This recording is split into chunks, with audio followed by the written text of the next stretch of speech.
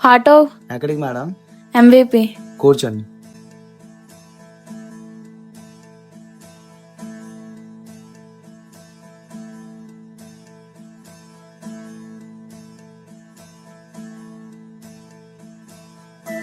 అంత స్పీడ్ ఏంటి? ఉండడానికా పోవడానికా వెళ్తున్నారు? మేడం ఏంటి ఇలా మాట్లాడుతున్నారు?